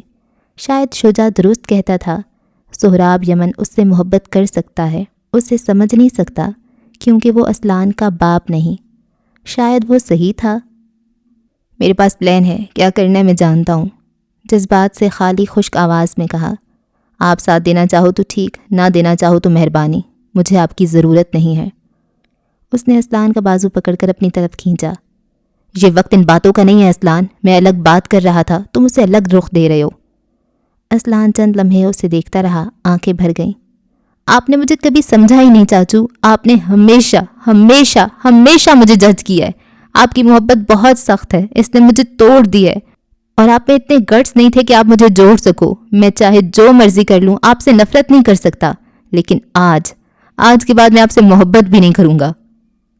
وہ بہت بری طرح زخمی لگ رہا تھا۔ سہراب یمن کے ایک اعتراف نے اسے کرچی کرچی کر دیا تھا۔ تم نے شاہویر کو مار دیا ہے، تم قاتل بن گئے ہو، اور اب بھی سمجھتے ہو میری غلطی ہے؟ وہ پھنکارا۔ اس نے دھیرے سے نفی میں سر ہلایا۔ آپ کی غلطی بہت پرانی ہے، بچپن سے لے کر آج تک، کچھ ٹوٹ جانے سے لے کر میری کسی غلطی تک آپ نے کبھی نہیں پوچھا کیوں، آپ نے ہمیشہ پوچھا کیسے۔ آپ نے، اس نے سہراب کے سینے پر انگشت شہادت کا زور دیا، مجھے تباہ کر دیا، میں باتیں اندر رکھ رکھ کر پاگل ہو گیا ہوں، میرا دل پھٹ رہا ہے، مجھے نہیں پتا میری زندگی کا کیا مقصد ہے، نہ مجھے یہ پتا ہے میں کیا بن رہا ہوں۔ میں آنسوؤں سے تر چہرہ لیے اس نے ہچکی لی۔ تھک گیا ہوں، میں تھک گیا ہوں، آپ نے مجھے تھکا دیا ہے۔ آپ کو چاہیے تھا مجھے اس یتیم خانے میں چھوڑ دیتے، آپ نے میرے ساتھ ظلم کیا ہے۔ آپ مجھ سے محبت نہیں کرتے، بس میں کرتا ہوں۔ میں کیوں کرتا ہوں، میں کیوں؟ سہراب نے پہلی بار اسے اس طرح ٹوٹ کر بکھرتے ہوئے دیکھا تھا۔ تکلیف دونوں کی یکساں تھی، سہارنا کٹھن عمل۔ وہ چند لمحے خاموشی سے اسے تکتا رہا، پھر ہولے سے اس کا شانہ تھپکا۔ We need to fix this. Aslan نے لب بھینچ کر سر ہلایا، پلٹ کر دلیپ کی لاش کو دیکھا۔ اس سمے وہ سہراب سے متفق تھا۔ سہراب نے اس کا چہرہ صاف کرنا چاہا، مگر وہ پیچھے ہو گیا تھا۔ وہ اب جانتا تھا ان پاک بازوں کا حصہ وہ نہیں رہا۔ حال میں ابتسام کڑی نظروں سے اسلان کو دیکھ رہا تھا۔ وہ جانتا تھا لاش اس کے فارم ہاؤس پر لانے والا وہاں ابتسام کے فنگر پرنٹس اور شہابیر بنگش کے قتل کے دوران استعمال ہونے والا آلہ وہاں کس نے رکھا تھا؟ وہ سب جانتا تھا، خاموش تھا۔ اسلان کو لگ رہا تھا سب اس کے مطابق ہوا ہے، لیکن اگلے چند لمحوں میں اس کی سوچ بدلنے والی تھی۔ حال پر راجا صاحب آپ کچھ کہنا چاہتے ہیں؟ چبوترے پر دھری کرسی پر براجمان شخص نے اسے مخاطب کیا۔ ضمیر اٹھ کر کچھ کہنا چاہتا تھا، مگر اس کے ساتھ بیٹھے ہوئی ابتسام نے اس کا بازو پکڑ کر اسے روکا۔ وہ مزید کوئی بحث و مباحثہ نہیں چاہتا تھا۔ اس کی بیوی اس کے خلاف جا کر گواہی دے سکتی ہے تو اس کے لیے اور کیا رہ گیا تھا؟ ضمیر لب بھینچ کر رہ گیا۔ میں ہارنے کے لیے نہیں آیا ابتسام۔ ہر مقدمے کا فیصلہ عدالت میں نہیں ہوتا۔ یہ مقدمہ تم نہیں ہارو گے، نہ میں۔ اس کا فیصلہ عدالت کے باہر ہوگا اور جیت کا فیصلہ ہوگا۔ ضمیر بل کھا کر رہ گیا۔ احتراماً اسے اٹھنا پڑا۔ نہیں یور آنر، عدالت ہمارے لیے قابل احترام ہے۔ یہاں آتے ہوئے ہم انصاف کا پرچم لاتے ہیں، انا کا نہیں۔ عالمگیر یمن کے متعلق جو ثبوت اور شواہد ہمیں موصول ہوئے وہ ہم نے اس عدالت کو پیش کیے۔ آگے کا فیصلہ عدالت کا ہے، لیکن میری عدالت سے درخواست ہے کہ ابتسام عباس کے متعلق کوئی سخت فیصلہ فی الحال نہ لیا جائے، کیونکہ جس طرح عالمگیر چند پیشیوں میں بے گناہ ثابت ہو سکتا ہے، اسی طرح اس کیس کا بھی دوسرا رخ ہو سکتا ہے۔ امراہ کا کتا تھا، ان کے حق میں ہی بھونک سکتا تھا۔ عدالت اور اس کے لوگوں کو کوئی حیرانی نہیں ہوئی۔ ابتسام عباس کو کٹہرے میں پیش کیا جائے۔ وہ ہتھکڑی لگے ہاتھوں والا مرد کٹہرے میں آ کر کھڑا ہوا۔ جج صاحب نے اس پر لگی دفعات اسے پڑھ کر سنائی۔ کہ آپ ان الزامات کو قبول کرتے ہیں؟ عدالت میں سناٹا چھا گیا۔ ہر کوئی دل تھامے اسے دیکھ رہا تھا۔ اگر اس نے بے قصور ہونے کا کہہ دیا تو عالم بری نہیں ہو سکے گا۔ ٹرائل چلے گا اور وہ دونوں ملزم رہیں گے، اور اگر اس نے مان لیا تو کیا عدالت اسے جلد از جلد سزا سنائے گی؟ اسلان آنکھوں کے اشارے سے اسے جتا رہا تھا، وہ اسے تنبیہ کر رہا تھا۔ ابتسام اس تنبیہ کو بخوبی سمجھتا تھا۔ I plead innocent your honour. سکوت چہمگوئیوں میں بدل گیا۔ لیکن میں کچھ اور بھی کہنا چاہتا ہوں۔ اسلان تاریک پڑتی رنگت کے ساتھ اسے تک رہا تھا۔ ہر گزرتے لمحے اس کی بے چینی میں اضافہ ہو رہا تھا۔ 2 روزہ پولیس کسٹڈی اور 7 روزہ ریمانڈ کے بعد میں یہاں کھڑے ہو کر آپ کو بتانا چاہتا ہوں کہ میں اصل مجرم نہیں ہوں۔ جج صاحب، میرے علم میں یہ بات کل رات ہی آئی ہے کہ شہابیر بنگش اور دلیپ کا قتل میرے باڈی گارڈ وقار خان نے کیا ہے۔ ہر کوئی سانس روک گیا۔ ابتسام، وہ اس ملک کے ان کرپٹ امیروں میں سے تھا جن کی گردن پر جب تلوار آتی تھی تو اس کا رخ اپنے ہی کسی ملازم کی طرف موڑ دیتے تھے۔ ابتسام عباس بالکل درست کہہ رہے ہیں جج صاحب۔ ضمیر اٹھ کر درمیان میں آ کر کھڑا ہوا۔ کل رات ہی ابتسام عباس کے ڈرائیور نے یہ حلفیہ بیان دیا ہے کہ انہوں نے شہابیر بنگش اور دلیپ شنکر کا قتل کیا ہے اور اس قتل میں اپنے باس کو فریم کیا۔ راجا صاحب، یہ عدالت ہے یا مچھلی مارکیٹ؟ یہ سب ہو کیا رہا ہے؟ جج صاحب سختی سے بولے۔ آس پاس بھنبھناہٹ ہونے لگی۔ جج صاحب، آپ بذات خود اپنی آنکھوں سے دیکھ اور کانوں سے سن لیجئے۔ وقار اس عدالت میں موجود ہے اور وہ خود بیان دینا چاہتا ہے، وہ اعتراف جرم کرنا چاہتا ہے۔ وقار کو کٹہرے میں بلایا جائے، جج برہمی سے بولے۔ ہر ایک کی نظر وقار کی طرف اٹھی جو کثرتی بدن اور اچھے لمبے قد کا حامل تھا۔ چند منٹوں کے اندر اندر کھیل بدل کر رہ گیا تھا۔ یہ غلط ہو رہا ہے، اس نے کچھ نہیں کیا۔ اسلان بنفشہ کے قریب جھکا۔ کیا صحیح کیا غلط، ہم یہاں تفریق بھولے بیٹھے ہیں۔ مجھے جج کو سب سچ سچ بتانا پڑے گا۔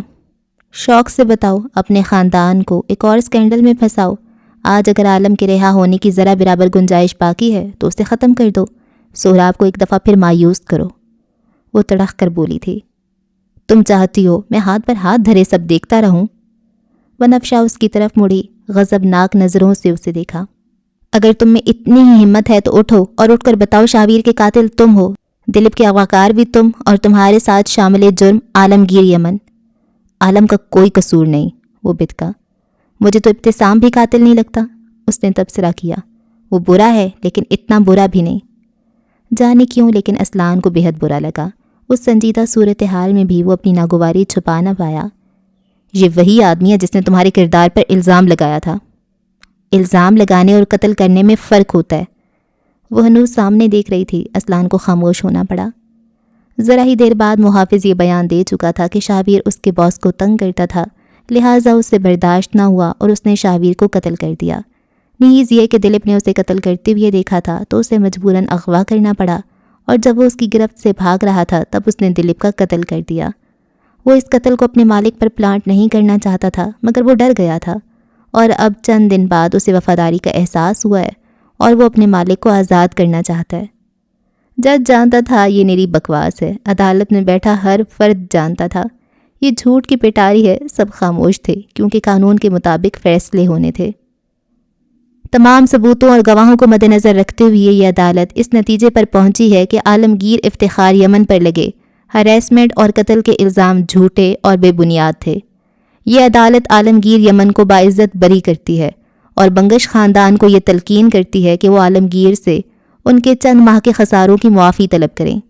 یہ عدالت حکم دیتی ہے کہ ابتسام عباس اور وقار خان کو حراست میں لے کر ان دونوں سے کڑی تفتیش کی جائے اور اصل مجرم کو سامنے لایا جائے۔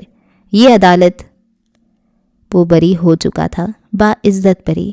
عالمگیر یمن نے اسلان کو دیکھا، وہ مسکراتا ہوا اسے ہی دیکھ رہا تھا۔ سہراب نے آنکھیں بند کر کے ٹھنڈی سانس بھری تھی۔ عالم ہتکڑی والے ہاتھ اسلان کی گردن سے گزارے اسے گلے لگا رہا تھا۔ اسلان نے اسے کمر سے پکڑ کر اوپر اٹھایا اور گھمانے لگا۔ سہراب بنفشہ اور سعید کا شکریہ ادا کر رہا تھا۔ عالم سہراب کے گلے لگا، اس بار سہراب نے اسے الگ کرتے ہوئے اس کا کندھا تھپکا۔ عالم بنفشہ کے آگے آیا، اس کے سر پر ہاتھ رکھا۔ بنفشہ مسکرائی، گال میں گڑھا پڑا۔ اسلان اسے اور اس کی مسکراہٹ کو دیکھتے ہوئے مسکرایا۔ چند لمحوں کے لیے وہ حال سے غافل اور مستقبل سے بے اندیش ہو گیا تھا۔ اس نے عالمگیر سے کیا ہوا وعدہ نبھایا تھا، وہ نہیں تھا اچھا، مگر آج سے اسے اپنا آپ کم برا لگ رہا تھا۔ بالآخر زندگی ڈگر پر آ گئی تھی۔ اوہ اچھا، کیا واقعی؟ کہیں ملیں؟ عدالت کی زینوں سے اترتے اپنی گاڑی کی طرف جاتے ہوئے اس نے موبائل پر آرا کی خوشگوار پیشکش سنی۔ آج خود پیشکش کر رہی ہو، خیریت؟ زید زیر لب مسکرایا۔ ہم دونوں دشمن نہیں، اسی خوشی میں تمہیں ایک اچھی کافی پلا سکتی ہوں۔ کہاں ہوں؟ وہ ہاتھ کا چھجا بنائے دھوپ کا راستہ رو کے آگے بڑھ رہا تھا۔ یہ ایک کال اس کے تاثرات میں دراڑ اور لبوں پر مدھم مسکراہٹ لے آئی تھی۔ کسی ایسی جگہ ملیں جہاں ہم شاہویر کو ایک آخری دفعہ یاد کر سکیں۔ زید کے گلے میں گلٹی ابھری، آرا لب کاٹنے لگی۔ ہم دونوں کو مان لینا چاہیے کہ ہم اس سے آگے نہیں بڑھ سکتے۔ گاڑی میں بیٹھتے ہوئے تبصرہ کیا۔ تم صحیح کہہ رہے ہو۔ پھر بتائیں میں کہاں ہوں؟ اس نے بوجھل پن کم کرنے کو کہا۔ میں اور شاہی اکثر ایک سپورٹس کلب جاتے تھے، لوکیشن بھیج رہی ہوں، آ جاؤ، آج کچھ کھیلیں گے، کچھ یادیں تازہ کریں گے۔ ہم تو کافی پینے جا رہے تھے نا۔ آفر کس کی تھی؟ میری۔ اب جگہ بھی میری مرضی کی ہوگی۔ جس دن تم آفر کرو اس دن تم اپنی مرضی کی جگہ بتانا۔ تم میری مرضی کی جگہ چلو گی؟ وہ مسلسل مسکرا رہا تھا۔ قسمت آزما لینا، اگر وہ تمہارا لکی دن ہوا تو شیور۔ شاہ زید ہنسا۔ تم کتنی سیلف آبسیسڈ ہو گئی ہو۔ لوکیشن بھیج رہی ہوں، وقت پر پہنچ جانا۔ آرا نے تنبیہ کرتے اس کی پچھلی بات کا جواب نہ دیتے ہوئے کال کاٹ دی۔ کال کاٹنے کے بعد اس کے چہرے کے تاثرات تبدیل ہو گئے تھے۔ یہ ملاقات ایک مقصد تھی۔ کچھ وقت بعد وہ دونوں ایک سپورٹس کلب میں تھے۔ زید نے سیاہ رنگ کی پولو شرٹ کے ساتھ سیاہی شارٹس پہن رکھے تھے، جبکہ آرا نے سفید رنگ کی ڈھیلی لمبی شرٹ کے ساتھ ہم رنگ ٹراؤزر۔ وہ معمول سے زیادہ سنجیدہ نظر آ رہی تھی۔ کھیل کا باقاعدہ آغاز ہو گیا تھا اور وہ دونوں اپنی سی محنت کرتے نظر آ رہے تھے۔ یقین نہیں آ رہا میں اس وقت تمہارے ساتھ ریکٹ کھیل رہا ہوں۔ پتہ ہے آج کورٹ میں کیا ہوا تھا؟ کھیل کی ردھم مدھم تھی، بلی کی بیزار چال جیسی۔ چاچو آزاد ہو گئے، میں صرف یہ یاد رکھنا چاہتی ہوں، اس کے علاوہ ہر شے، ہر معاملہ میرے لیے غیر ضروری ہے۔ اس نے شاٹ مارا۔ ایک ہاتھ پیچھے کر لو، ہم ایک ہاتھ سے کھیلیں گے۔ زید نے تحیر سے اسے دیکھا، البتہ ایک ہاتھ پشت پر باندھ لیا۔ یہ کیسا اصول ہے؟ وہ بلند آواز میں بولا۔ وہ آج اسے حیران کیے جا رہی تھی۔ شاہی اور میں اسی طرح کھیلتے تھے، اس نے سنجیدگی سے جواب دیتے ہوئے ذرا تیزی سے شاٹ مارا۔ جواباً زید نے مزید قوت لگائی۔ لمحے بھر میں کھیل کی ردھم بدل گئی تھی۔ پھولتی سانسوں کے درمیان وہ دونوں تیز تیز شاٹ مار رہے تھے۔ دونوں کا ایک ایک بازو پشت پر بندھا تھا۔ آرا کو اس کے شاٹ کے مقابل آنے کے لیے اچھلنا پڑتا تھا۔ تم اور ویر ساتھ ساتھ اور کہاں جاتے تھے؟ بہت ساری جگہیں تھیں۔ اس نے اچھل کر ایک اور شاٹ مارا۔ اس کی سب سے فیوریٹ جگہ سپورٹس کلب تھی یا پھر کیٹ شیلٹرز؟ ہم اکثر کسی نہ کسی شیلٹر جاتے تھے، وہ ڈونیٹ بھی کرتا تھا۔ ہم بھی چلیں؟ زید نے ایک غلط شاٹ مارا۔ بال آرا کی دائیں طرف آ کر گرا۔ وہ چند لمحے ساکن سی اسے دیکھتی گئی، پھر وہ گھٹنوں کے بل جھک کر سانسیں ہموار کرنے لگی۔ اس کا تنفس بری طرح پھول گیا تھا۔ آج نہیں پھر کبھی، فی الحال یہ کھیل ضروری ہے۔ تم تھک گئی ہو آرا، وہ فکر سے بولا۔ آرا کا سرخ چہرہ، اس کی پھولتی سانسیں اسے تفکر میں مبتلا کر رہی تھیں۔ ہاری نہیں، اس نے جھک کر بال اٹھایا، ساتھ اسے ہوا میں اچھالا۔ اس کے ساتھ ہی اس نے اچھل کر ایک زبردست ضرب ماری۔ زید کو اونچا ہونا پڑا اور آرا کا دل دھک سے رہ گیا۔ اس کے ہاتھوں سے ریکٹ چھوٹ کر گرا۔ زید کی ضرب لگی بال وہیں کہیں گری۔ وہ جالی ہٹاتا فکر مندی سے اس کے قریب آیا۔ آرا کا دل پسلیاں توڑ کر باہر نکلنا چاہتا تھا۔ وہ یہاں سے کہیں دور بھاگ جانا چاہتی تھی۔ آرا کیا ہوا؟ تم ٹھیک ہو؟ زید گھٹنوں کے بل اس کے قریب بیٹھا۔ پانی چاہیے؟ اس نے دھیرے سے سر ہلایا۔ زید نے قریب رکھی پانی کی بوتل اٹھائی اور اس کی طرف بڑھائی۔ ساتھ اشارے سے پاس کھڑے لڑکے کو بلا کر 2 جوس لانے کو کہا۔ ادھر دیکھو آرا۔ اس نے آرا کے بازو پر ہاتھ رکھنا چاہا مگر وہ تیزی سے اس کا ہاتھ ہٹا گئی۔ چہرے پر ہاتھ رکھے وہ گھٹی گھٹی سسکیاں لے رہی تھی۔ لمحوں کے اندر اسے نہ جانے کیا ہو گیا تھا۔ پانی پی لو آرا، تھوڑی دیر بعد اس نے تھک کر کہا۔ تم جیت گئی، میں ہارا، اور کیا چاہیے؟ آرا نے چہرہ صاف کیا۔ اسے دیکھنے سے وہ اب اعتراض ہی برت رہی تھی۔ زید آلتی پالتی مارے اس کے سامنے بیٹھ گیا۔ بہت دیر تک وہ دونوں خاموش رہے۔ آرا کی رنگت لمحہ بلمحہ سفید پڑ رہی تھی۔ کچھ دیر بعد اس نے زید کو دیکھا۔ آنکھوں کی جوت بجھی ہوئی تھی، چہرے پر کچھ تھا جسے وہ کوئی نام نہ دے سکا۔ تمہیں کوئی بات تنگ کر رہی ہے؟ اس نے نفی میں سر ہلایا۔ اگر ویر یہ سب پوچھتا تب بھی تم انکار کرتی؟ وہ کچھ کہہ نہ سکی، بس استفہامیہ نظروں سے اسے دیکھی گئی۔ اگر وہ اس طرح تمہارا ہاتھ پکڑتا؟ اس نے ملائمت سے آرا کا ہاتھ اپنے ہاتھ میں لینا چاہا لیکن وہ کرنٹ کھا کر دور ہوئی۔ زید کے لبوں پر تلخ مسکراہٹ ابھری۔ کیا تم اس سے بھی یوں ہی جھٹکتی؟ وہ شل رہ گئی۔ زید کی نظریں، وہ وارفتگی، وہ والہانہ پن، آرا دم ساتھ گئی۔ وہ تھوڑی دیر تک چپ رہا، پھر نگاہیں اٹھا کر اسے تکا۔ کیا میں اس کی جگہ لے سکتا ہوں تمہارے پاس، تمہارے دل میں، تمہاری زندگی میں؟ لمحے بھر کا توقف کیا۔ پلیز۔ نگاہ ایک پل کے لیے بھی اس سے نہ ہٹی۔ وہ اٹھ کھڑی ہوئی، ٹانگوں سے جان نکل گئی تھی۔ زید اس کے سامنے کھڑا ہو گیا۔ چاروں طرف جالیاں تھیں مگر آرا کو لگا جیسے کوئی زندان ہو اور وہ قید ہو کر رہ گئی ہو، کسی دیو کے جال میں قید۔ تم نے کہا تھا میں تمہارے اور میرے لیے کوئی جگہ منتخب کر سکتا ہوں۔ میں چاہتا ہوں وہ جگہ میرا گھر، میرا کمرہ ہو جہاں تم ہمیشہ رہو، وقت کی تفریق بے معنی ہو جائے اور مجھے تم پر تمام حقوق حاصل ہوں۔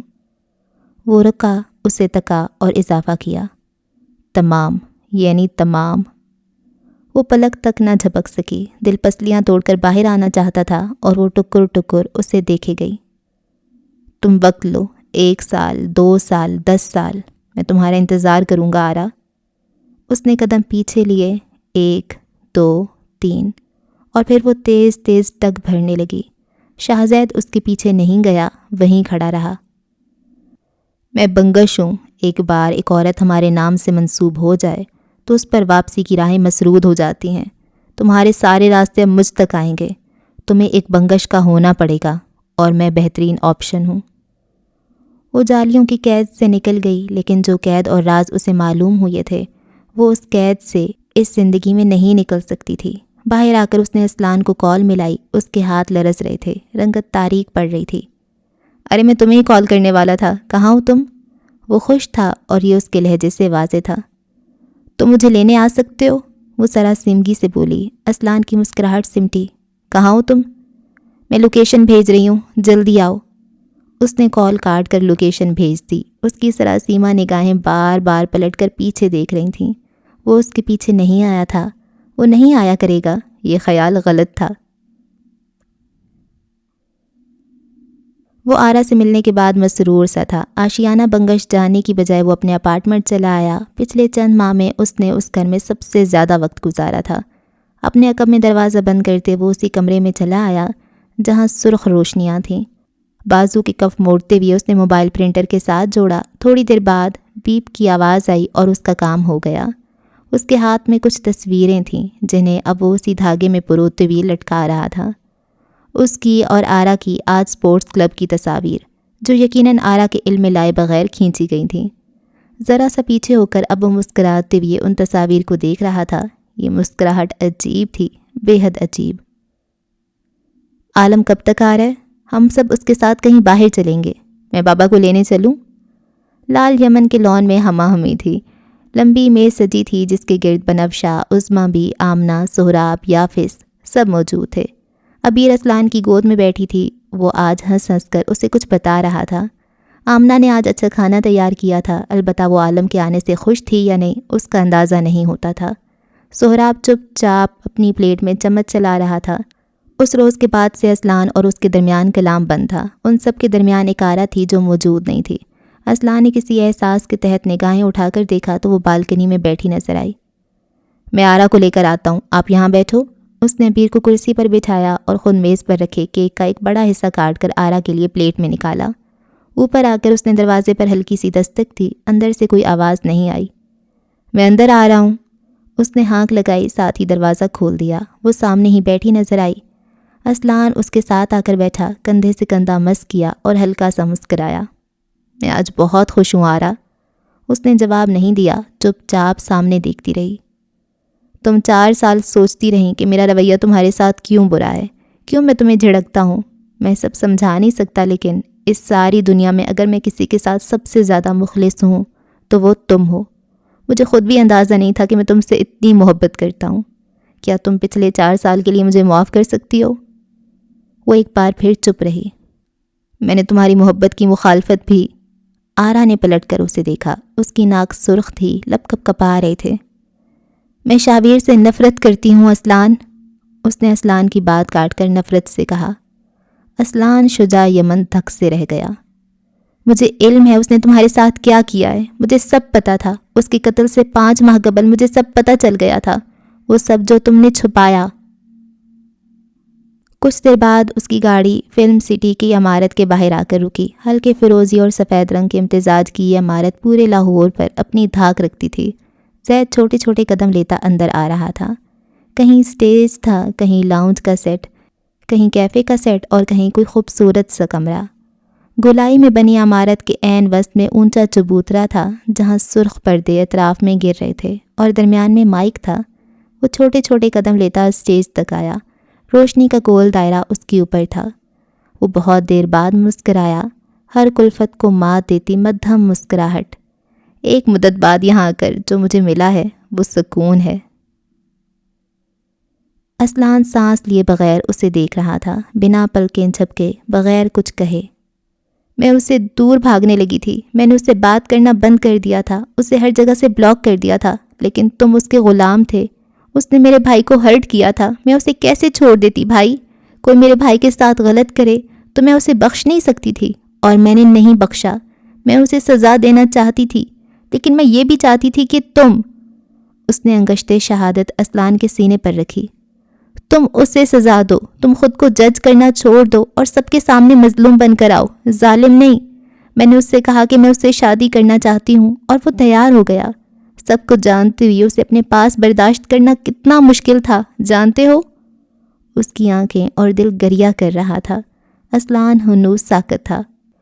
میں نے اسے برداشت کیا، میں نے سب برداشت کیا کیونکہ میں جانتی تھی تم اسے سب معاف کر سکتے ہو، میری زندگی میں آنا اور رہنا نہیں۔ تم اسے اپنے لیے راہ فرار دے سکتے ہو، میری باری پر اسے چیر سکتے ہو۔ میری ہر امید دم توڑ گئی جب تم کہیں چلے گئے تھے۔ مجھے لگا میں نے کچھ غلط کر دیا ہے، میں بے وقوف تھی، لیکن تم نہیں، تم واپس آ گئے اسلان۔ میں جانتی تھی تم 22 فروری کو لاہور آئے تھے، میں جانتی تھی۔ کیا بکواس، یہ کیا تم کیا بک رہی ہو؟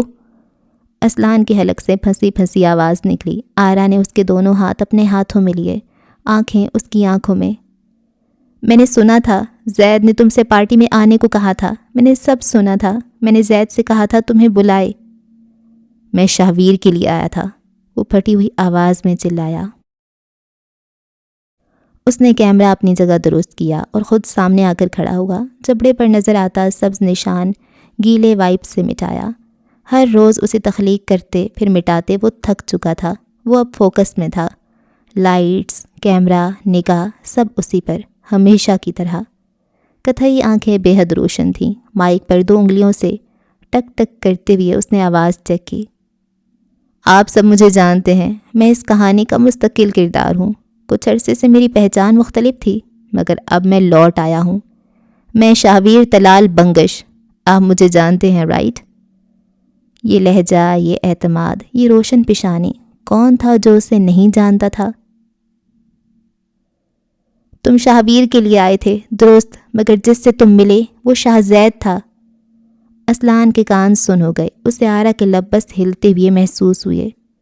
جسے تم نے قتل کیا وہ زید تھا، شاہویر نہیں۔ تم اور میں اب تک ایک بھرم میں جی رہے تھے، وہ بھرم جو اس 7 نسلی اداکار نے ہمارے لیے بنا تھا۔ بقا جھوٹ تھی، باطل زندہ ہے، شاہویر تلال بنگش زندہ ہے۔ میں ابھی اس سے مل کر آ رہی ہوں، اور وہ مجھے جان سے مار دے گا لیکن چھوڑے گا نہیں۔ وہ تمہیں بھی نہیں چھوڑے گا، وہ کسی کو نہیں چھوڑے گا۔ تم، میں اور سارا لال یمن اس وقت تباہی کا مرکز ہے۔ اس کا دماغ سائیں سائیں کر رہا تھا۔ ہاں، اس نے گہری سانس خارج کی۔ ایک لمبے عرصے بعد یہ ریکارڈ کر رہا ہوں، نوسٹیلجیا سا محسوس ہو رہا ہے۔ میری زندگی اس اسٹیج سے شروع ہوتی ہے اور یہیں آ کر ختم ہونی ہے۔ ابھی اسے ختم کرنے کی کوئی جلدی نہیں، کیونکہ اپنے حصے کے 60-70 سال لیے بغیر میں یہاں سے کہیں نہیں جا رہا۔ وہ پل بھر کو رکا۔ میرے تمام دشمن اب ٹھکانے لگ چکے ہیں۔ ابتسام جیل میں ہے، دلیپ ختم، سلطان، ظالم، سب ختم۔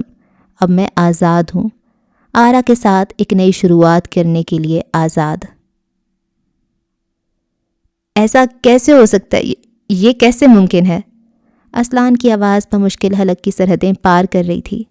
وہ دونوں آئیڈینٹیکل ٹوئنز تھے۔ ذرا سا حلیہ بدل کر ایک جیسا دکھنا ان کے لیے کوئی مشکل کام نہیں تھا، بلکہ یہ ان کا ڈارک سیکرٹ تھا۔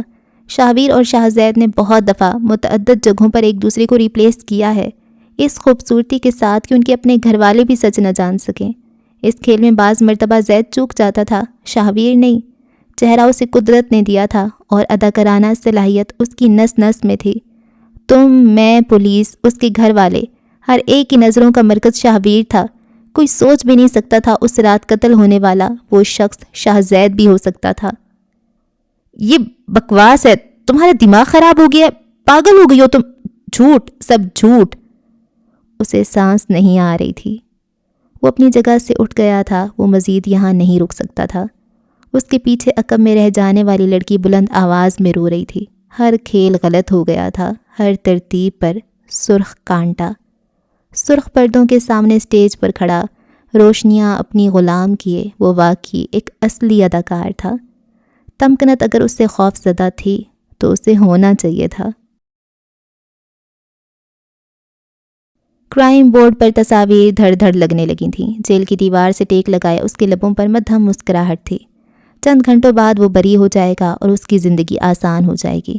اب اس کے خاندان کے لیے کوئی کٹھنائی نہیں ہوگی۔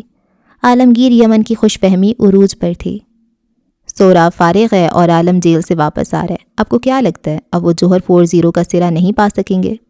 اسپند آج پہلی مرتبہ اس سے ملنے آیا تھا، انداز اکھڑ تھا۔ تمکنت نے بے نیازی سے اسے دیکھا۔ اسے جیل سے واپس آنے دو، سہراب دوبارہ مصروف ہوگا اور عالم۔ وہ سرور لینے والے انداز میں مسکرائی۔ جیل کی دشمنیوں میں وہ باہر آ کر مارا بھی جا سکتا ہے۔ شاہویر تلال بنگش سفید شرٹ کی اوپری 2 بٹن کھولتے ہوئے اپنے پلنگ سے ٹیک لگا کر بیٹھ رہا تھا جب اس کا موبائل بجا۔ آپ درست تھے سر، وہ انارہ تارون ہی تھی۔ وہ کیٹ شیلٹر جا کر عجیب عجیب سوال کرتی رہی ہے۔ اسی نے اکاؤنٹ کی تفصیل نکلوائی ہے اور ہسپتال کی فوٹیج مل گئی ہے۔ اس روز پارکنگ ایریا میں وہ بھی تھی۔ کل آپ ایک سپورٹس کلب گئے تھے، اس کے ساتھ وہاں کی فوٹیج میں پتہ چل رہا ہے وہ آپ کی اور اپنی ملاقات ریکارڈ کر رہی تھی۔ کیا کرنا ہے سر؟ شاہویر نفی میں سر ہلاتے ہولے ہولے مسکرایا۔ کچھ نہیں، اسے میں خود دیکھ لوں گا۔ اسلان یمن کا کمرہ تاریک تھا۔ پچھلے 2 ہفتوں سے شاہویر کی جانب سے کوئی پیش رفت نہیں ہوئی تھی۔ شاید وہ نہیں جانتا تھا کہ آرا اس کا راز جان چکی ہے، ورنہ وہ اس وقت تک خاموش نہ بیٹھتا۔ میں آپا کو کیا جواب دوں؟ یافس اس سے پوچھ رہا تھا۔ ایک ہی ہفتے کی بات ہے، آرا کو جانے دیتے ہیں، کچھ دن گھر سے دور رہے گی تو موڈ بدل جائے گا۔ آپا کا سسرال اتنا بھی دور نہیں۔ جانا ضروری ہے؟ اس نے گردن اٹھا کر پوچھا۔ ضروری تو نہیں ہے، لیکن آپا کے دیور کی شادی ہے اور آرا کا دھیان بھی بڑھ جائے گا۔ شہر بھی ایک ہی ہے، مسئلہ تو کوئی نہیں۔ آرا سے پوچھ لیں، وہ جانا چاہتی ہے تو چلی جائے، تھک کر کہا یا پھر سر ہلاتی ہوئے کمرے سے باہر نکل آیا تھا۔ اگلے روز وہ اپنی ماں کے ساتھ اس کے شوہر کے گھر چلی آئی تھی۔ تمام لوگ سو رہے تھے۔ فجر کا سمے تھا جب وہ کتاب لیے لان میں چلی آئی۔ اس کا سر کتاب پر جھکا تھا جب دروازے پر دستک ہوئی۔ مسلسل ہوتی دستک سے تنگ آ کر وہ دروازہ کھولنے اٹھ گئی۔ سفید ہوڈی کے ساتھ ہم رنگ ٹراؤزر پہنے وہ دروازے سے باہر نکل آئی۔ اسی پل نہ جانے کیوں سارے میں بتیاں بجھ گئیں، گلی میں اندھیرا چھا گیا۔ آرا نے 2 قدم پیچھے لیے مگر وہ اپنے عقب میں کسی سے ٹکرائی۔ جو ہی ٹکرائی اسی لمحے وہ ساکت رہ گئی۔ یہ وہی پرفیوم تھا، یہ وہی خوشبو تھی۔ انداز، کیا یہ انداز بھی وہی تھا؟ وہ کتنے ہی لمحے اس کے عقب میں کھڑا رہا۔ آرا بغیر سانس لیے یوں ہی ساکت و جامد کھڑی تھی۔ ہر طرف اندھیرا تھا، تاریکی تھی، مگر جو آدمی اس کے عقب میں تھا اسے دیکھنے کے لیے آرا کو کسی قسم کی مصنوعی روشنی کی ضرورت نہیں تھی۔ وہ دونوں اپنی اپنی جگہ ساکن تھے۔ ڈارلنگ، وہی مدھم، ملائم، محصور کر دینے والی پکار۔ آرا سانس نہیں لے سکی۔ سنا تو مجھے یاد کرتی رہی ہو؟ وہ دائیں طرف سے اس کے کان کے قریب جھک کر سرگوشی کر رہا تھا۔ آرا کے سارے بدن پر لرزہ طاری تھا۔ تم لوگوں سے میری کہانی سننا چاہتی تھیں۔ تمہیں واقعی لگتا ہے کوئی میری کہانی مجھ سے زیادہ بہتر طریقے سے سنا سکتا ہے؟ جواب دو ڈارلنگ۔ اس کی آنکھوں سے 2 آنسو ٹوٹ کر رخسار پر بہہ گئے۔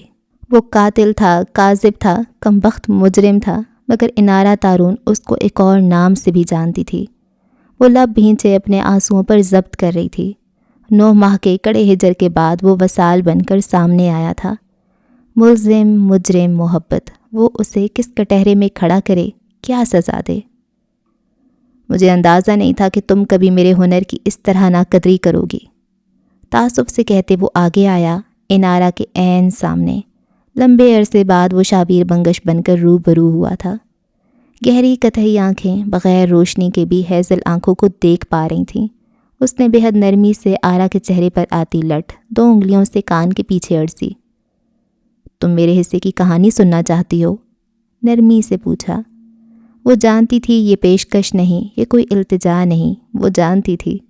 اس اندھیرے میں وہ اس کا اصل چہرہ دیکھ چکی ہے۔ آن کی آن شاہویر نے اس کے چہرے پر کوئی کپڑا رکھا۔ وہ جھٹپٹائی، پیچھے ہوئی، مگر گرفت سخت اور آہنی تھی۔ چند لمحوں کی مزاحمت کے بعد وہ اس کے بازوؤں میں جھول گئی تھی۔ اب وہ اسے کندھے پر ڈالے گاڑی کا دروازہ کھول کر اسے پچھلی نشست پر لٹا رہا تھا۔ رہزن کبھی رہبر نہیں بنتے، وہ اسے باور کروانے والا تھا۔ وہ متاسف تھا۔ بنفشہ نے خشک ہوتے لبوں پر زبان پھیری۔ آگے، مجھے آگے جاننا ہے۔ یہ باطل کے حصے کی کہانی ہے، اسے وہ خود سنائے گا۔ ایک لمحے کے لیے ان دونوں کے دلوں کی دھڑکن بے ترتیب رہ گئی، منتشر، خوف زدہ، کیونکہ آدھی ادھوری کہانی سے تو وہ دونوں واقفیت رکھتے تھے۔ اختتام، حصہ دوئم، اگلا اور آخری حصہ باطل جلد شروع ہوگا، اگلی قسط میں ملاقات ہوگی۔ اچھا، اب پتہ چلا آپ لوگوں کو میری چلاکیوں کا ہے۔ میں اتنے عرصے سے کہہ رہی تھی یہ شاہویر ہے، یہ شاہویر ہے۔ میں یار میری بات آپ لوگ مان لیا کرو، میں جو بھی بولوں بس چپ کر کے مان لیا کرو، مجھے سب پتہ ہوتا ہے، میں بہت تیز ہوں یار، سچی میں یہ مجھے بہت عرصے سے ہی لگ رہا تھا، کیونکہ بہت شروع میں جب بتا دیا تھا کہ ٹوئنز ہیں تو بس یہی ٹویسٹ ہونا تھا، ہے نا؟ تو یہی ٹویسٹ ہے کہ شاہزید مرے بیچارہ، جو سادہ سا تھا، جو اپنے بھائی سے محبت کرتا تھا، اور وہ کیوں شاہزید بنا تھا شاہویر، وہ انہوں نے ایک دوسرے کی جگہ کیوں لی تھی، یہ بھی پتہ چل جائے گا۔ تو جو شاہویر ہے وہ بہت ہی زیادہ ڈارک کیریکٹر ہے۔